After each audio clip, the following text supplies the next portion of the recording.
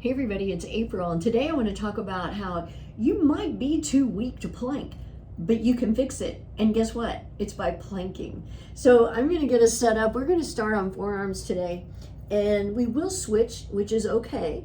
We'll just see how long you can hold it. So if you're starting on forearms, you want to wrap your hands around your biceps so you know you have the right distance between your elbows. And then bring your forearms out in front of you. I like to interlace my fingers. You don't have to do that. I think it makes it a little easier actually. Pull your shoulders down your back, then lift your upper back, lift your chest, pull in your belly, come up on your toes, shift your weight forward slightly. The timer has begun. And then you're going to do everything again. Press into the floor again, broaden your upper back, feel your shoulders separating. Pull in your belly. So pretend like somebody is punching you in the stomach. Tighten up your glutes. Press your heels back. You've got it going on.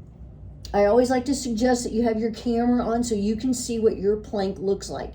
You want to make sure your hips aren't up too high or sagging down too low. We're already at 30 seconds. So let's say you decide to start planking and you can't even hold for 30 seconds. You know what? At least you tried. That's still good.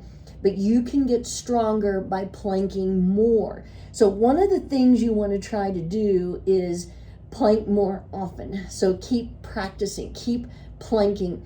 And if you could try to do it at least 3 or 4 times a week, that is one of the things that's going to help you get stronger and hold longer. Also, you want to focus on your core. Actively pull in your belly. I'm not kidding when I say pretend like somebody's punching you in the stomach. That's how much you want to just almost suck in, activate, because that's one of the things that keeps you from being stronger in your plank is that you're not utilizing your core and all the other muscles in your body. So I'm also tightening up my glutes. That helps you strengthen your core even more. Look, I'm rhyming. But that's what you really want to think about. And as I've mentioned before, if you're feeling it in your lower back, then you're not engaging your core enough. You're probably letting your hips drop. Think about keeping everything tight. If you are hanging out and feel like plank is easy, you're probably doing it wrong. So you want to make sure everything is engaged. So I'm going to go ahead and switch, which this is something else you can do. You can switch while you're planking. You don't have to hold on your forearms the whole time, but you don't want to keep switching because then you're not holding. So one thing you can do is, like I just did, I held on my forearms for 2 minutes, and now I've come up on my hands, and then I'm even going to switch to side plank when I get to 3 minutes. And that's how you can start building up your time. And so even, let's say your first time you plank, have your stopwatch, hold as long as you can, try to hold a little bit longer, and then do it again the next day, or maybe even later that day. And then start adding on 5 or 10 seconds to your time. You really should try to work up to a minute plank. I mean, my 5.5 minute plank, that's probably a little obscene or a little much. Not obscene, but extreme. We're at 3 minutes. I'm going to switch to side plank.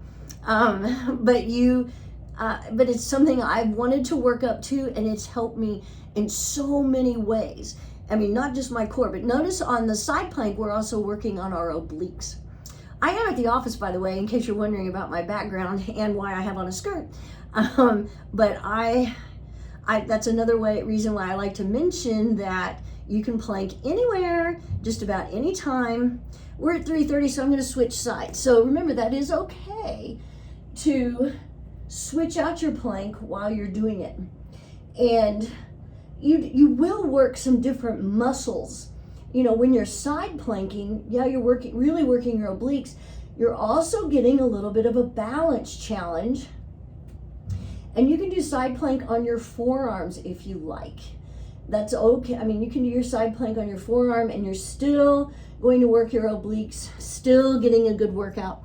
We're at 4 minutes. So something else to keep in mind, something else to help make your plank stronger is to think about breathing. breathe while you're doing it, and use your diaphragm. That's going to help you using all your muscles correctly. And if you're holding your breath doing anything, any kind of physical activity, that's not good. So you want to make sure you keep breathing. And again, I want to go back to, you always want to do them more. You just want to do your planks more often. I have found, even after I worked up to 5.5 minutes, that if I cut back on how often I did them, it made it harder. It really did.